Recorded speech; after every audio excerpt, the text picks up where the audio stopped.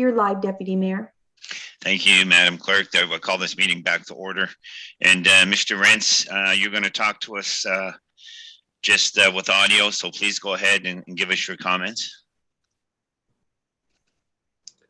Yes, I really have no comments at this stage, but I'm prepared to answer any questions from council or your worship.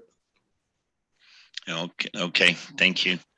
Is there any members of council that have any questions? Councillor McKechnie. Thank you very much. Recognize Councillor Patterson too. Yes. Thank you very much, Deputy Mayor. My question is for Nick mainly. Nick, on slide number 5, it says existing official plan map. I don't know if you want to bring it up or maybe you can just have a look at it. I just need something to explain to me here. That's all. It's not a big deal. Anyway, the existing official plan map. So it shows the in tan there, rural, and it's sort of a, that one. So you can see the building parcel there and is the purple parcel. And then that sort of triangle in there is rural where it's tan. So the part to the left, to your left there, out closer to the road, Nick, and you can see even to the lot that's north, you know, all the squiggly lines there. Are they all, what do those squiggly lines mean? I thought that was rural. Yes, Councilman McKechnie. So to be clear, there's two different types. There's official plan designation. So that's the colored hatching we see here. So you have the Greenland wetlands, natural heritage, and the rural and tan. There's also zoning as well. So the squiggly lines, the yellow lines, that represents the zoning boundaries of it. So if I switch over to the zone mapping, you can see that goes away. So everything on the, I guess, west side of the yellow line here is zoned as rural, whereas everything on the right is zoned as EP. So right now the applicant, even though the larger portion of the rear is designated as rural in our official plan, it's currently zoned as environmental protection in our zoning. So that's the applicant's requesting to try and increase this existing smaller rural lot fabric in terms of the zoning and increase it to encompass a larger area. Okay, thank you. And as a follow-up then, so if this gets approved, then let's take those lots to the north and even to the south. Those people then have a case to come to council and want to have, their rural sections of their property increased as well? So typically I wouldn't say it would set a precedence, but yes, any applicant right now has the ability to come forward with a zoning bylaw amendment, provided they do the required studies. So we'd want, if someone came in here and requested it, we'd review it just like the applicant we would have reviewed this one that's currently before us. But again, maybe if it is approved, it could lead some credence to those adjacent ones. But again, the lands have not been studied to our knowledge, so there could be additional environmental features on them we're not aware of that would maybe prohibit their lands from being able to be refined. Okay, thank you. No, that's good. I was just curious. Thank you. Hey, Councillor Patterson, I believe you were up. You're muted, Councillor Patterson. Please unmute yourself. Thank you.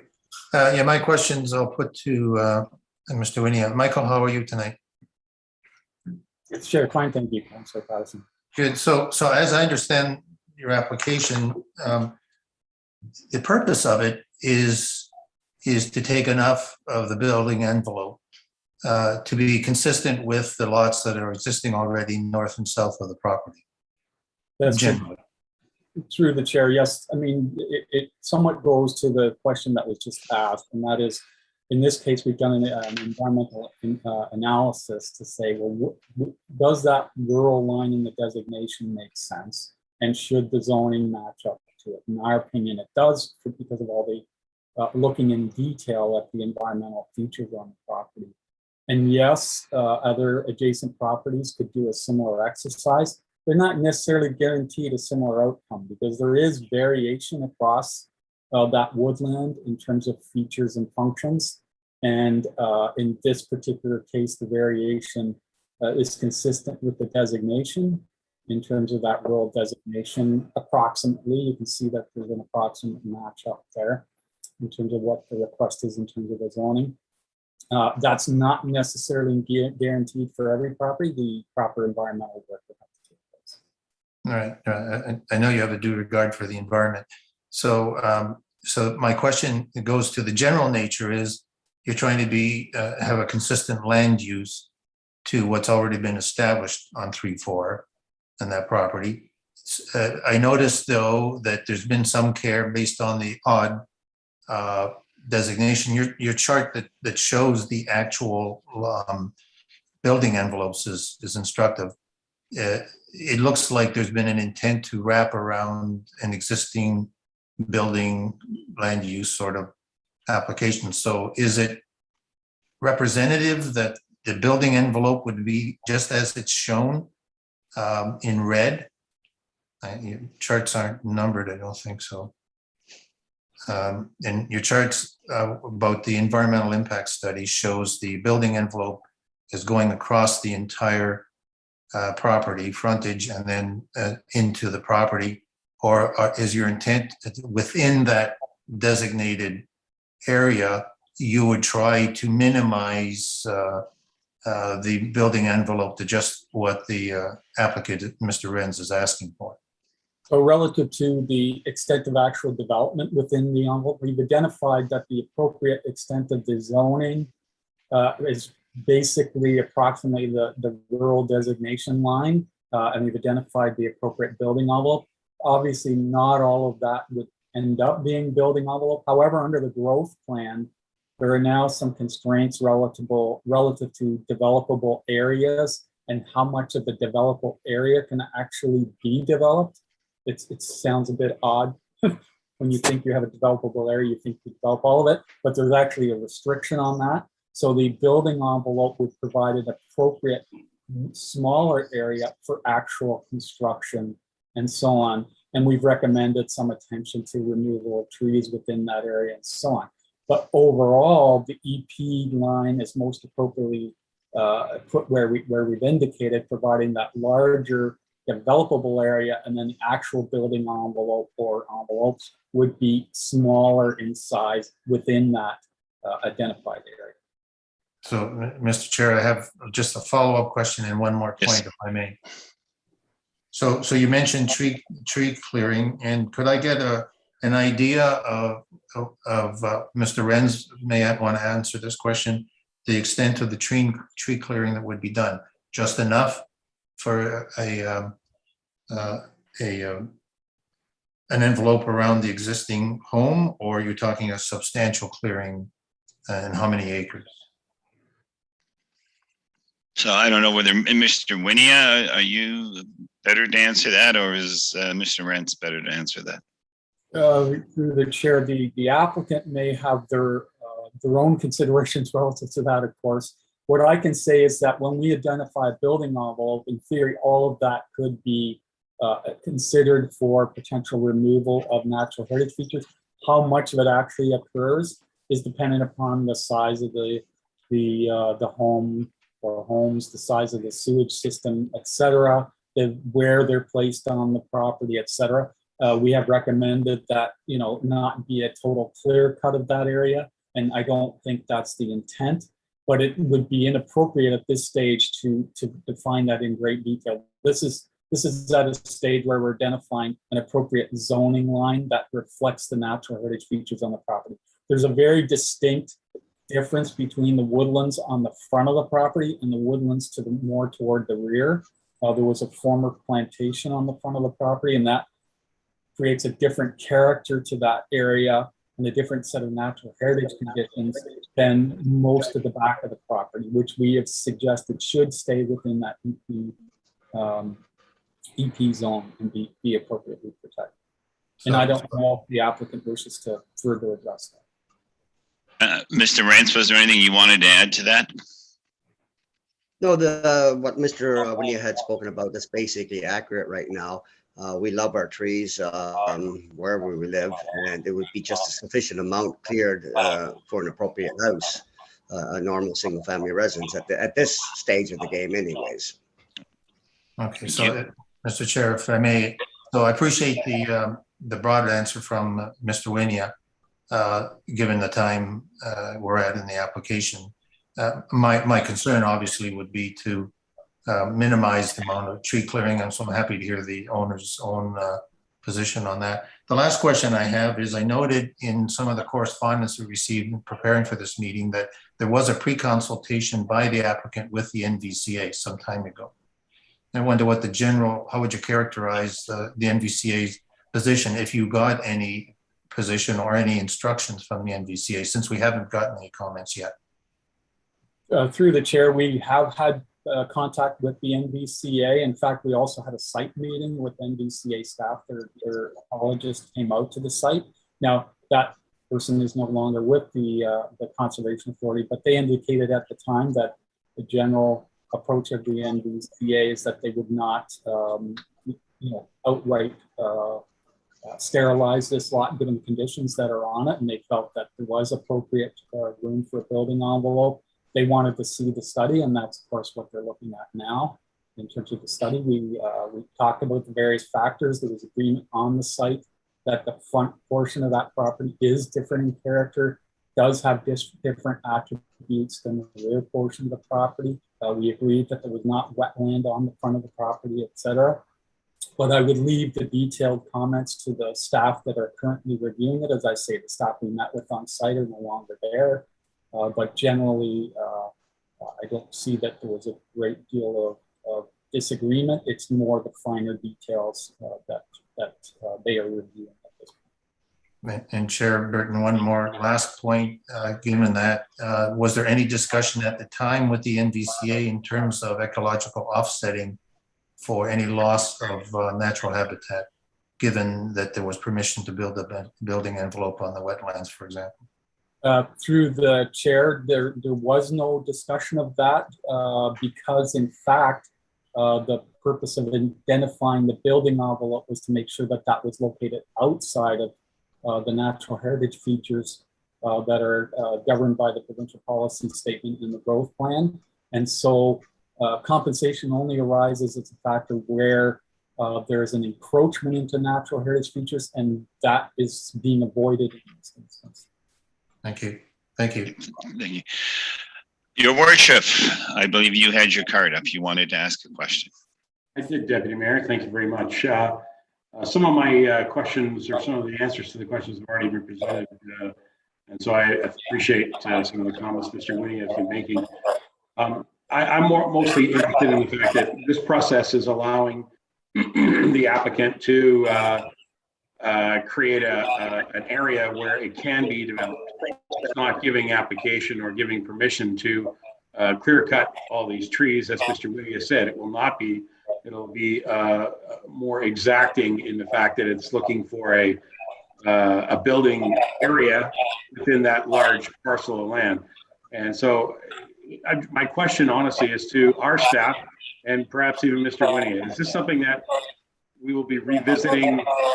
You know, we would do this in a commercial setting. Is this a site plan issue where we might be looking at any specific works that are going to be happening after this permission is granted? So I'm wondering if Mr. Ainley has got any comment about subsequent sort of applications that we might be seeing as a result of this committee on council supporting this motion.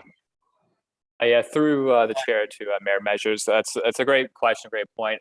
At this point in time, there's no development application before us. So provided, assuming that the rezoning goes through and the lands are rezoned for EP to rule to provide that larger building envelope, the applicant would have to still come through the building department to receive a building permit. In the applicants, their agents' recommendations, they do recommend a tree preservation study.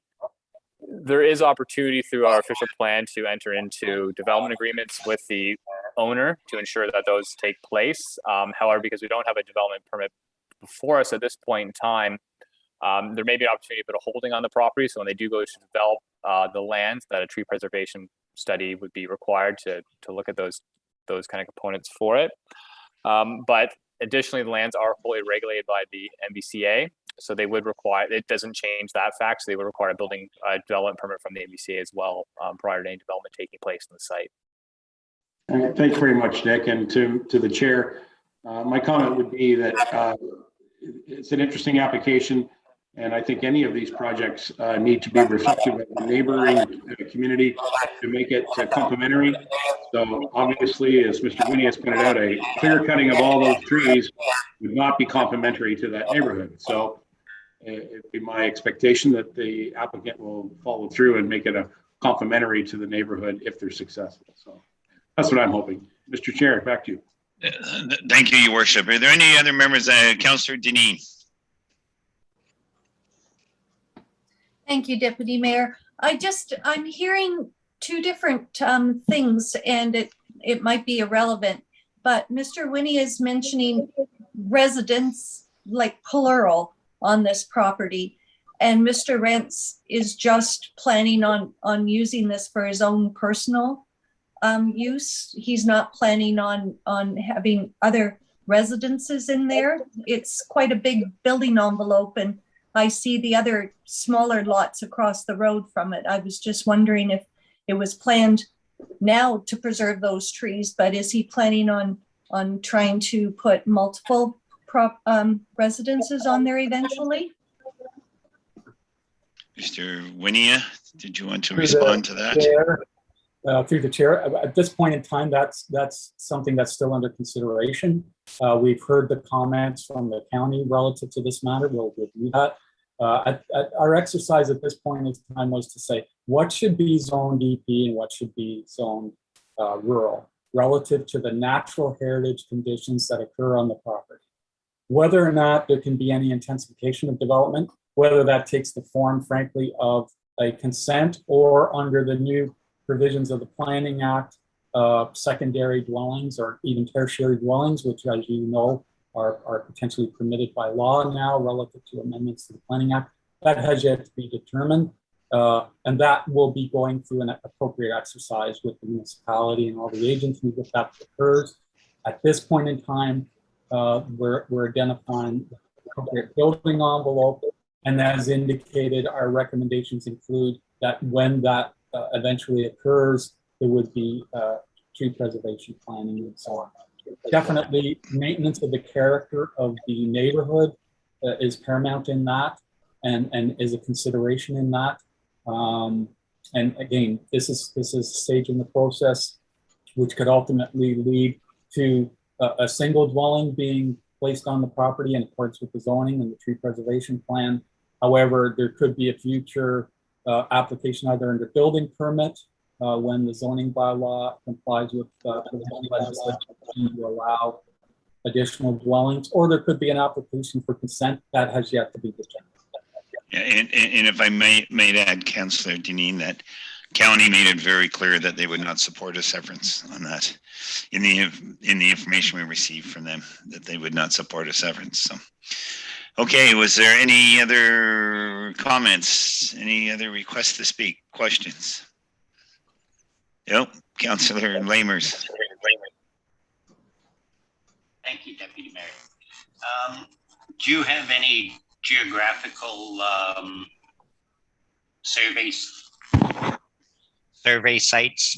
geographical survey sites to see how much of that envelope is buildable? Through the chair, the building envelope that was identified has very specific measurements in terms of the depth on the property. That is the building envelope for the potential area for building. Once the zoning is in place and somebody proposes a particular dwelling, particular servicing scheme, that's when a tree preservation study would take place. And that's when the trees to be preserved and the exact location would be determined. But the building envelope that is being identified, and I call it a building envelope in the larger sense of the word, because not all of that's going to be built on, but the envelope for potential development, let's call it that, that's being identified is lands that are free from natural heritage constraints, are appropriately zoned rural, just like other lands in the area are zoned rural, and where the actual house occurs, that's subject to later development permits, building permits, and Councillor Patterson. I would say perhaps a needless clarification to make, but I'll make it for general comment, is that the building envelope doesn't equate to the trees that are going to be cleared. The building envelope would include many of the trees being preserved, generally speaking. Through the Thank chair, you. that's correct. Yes. Yep. Any other questions from members of council? Yes, okay, Nick, go ahead. Sorry, just to add to that. So in terms of, because I hear a lot about the tree clearing on the site. So assuming the zoning would go through, the areas be rezoned to rural, and say the applicant sells the property, another person comes in here to say, to remove all the trees from site, they'd still have to comply with county forestry practices in terms of clear cutting. So that would be another consideration for what could be removed from the site. But taking it out of EP and putting it into rural does open that up, but it would be under a further review. Okay. Is there any other questions? Our phone's ringing. I hope my wife is going to answer that. And as Mr. Rance, was there anything you wanted to add?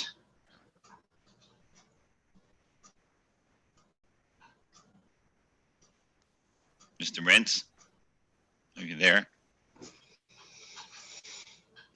Was there anything you wanted to add? I gather we've lost him again.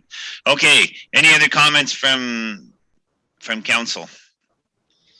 And I believe, Nick, you can confirm there were no public comments for this meeting, no comments from the public. Can you confirm that? That is correct? I confirm we've not received any public comments to date. Thank you, sir. This will conclude the public meeting with respect to this file of this evening's agenda. We thank all who provided written comments and for their interest in the matter. All input received with regard to this proposal will be fully considered by staff in their recommendation and by council in their decision with respect to this application. A report regarding this proposal will be prepared for council, who will make a decision concerning this matter at a future meeting. And I will now, that concludes the meeting, and we are, Mr. was phoning you. Oh, so anyways, I will turn the meeting back over to to the mayor. Sorry, your worship. No problem, Terry. You're doing a fine job. Yeah, it's been a long day. Appreciate it very much. Thank you to Mr. Winia and others that joined us on that meeting. I appreciate that. Thank you. Great. Thank you, Mr. Winia. All right. Members of council, we'll rejoin our regular council agenda. Our regular council agenda brings us to item number 14, which is our bylaw to confirm the proceedings of our council meeting. So at this time, I will read the recommendation. Recommendation be resolved, bylaw number 21-101, being a bylaw to confirm the proceedings of the October 4, 2021 council meeting be presented for the first, second, and third time, finally passed on the 4th day of October 2021. And I will mover and seconder on this bylaw. Mr. Broderick, Mr. Deputy Mayor, any questions? All those in favor? Thank you. The bylaw carries. Council, on that item number 15, which is our motion to adjourn. And just before we do that, I just want to remind people we will be having a special meeting tomorrow afternoon at 2:30. And that's when we will rejoin council in a special meeting format. And we'll also have some guests, I believe, joining us from engineering as well as some staff. So it'll be a good meeting and a good discussion, I'm quite confident. Members of council, our motion to adjourn. Recommendation, be it resolved, the council meeting be adjourned at 7:24 p.m. Mover and seconder, please. Mr. McKechnie and Ms. Deneen. Thank you. Those in favor? Thank you very much, council. This meeting's adjourned. Thank you to our staff.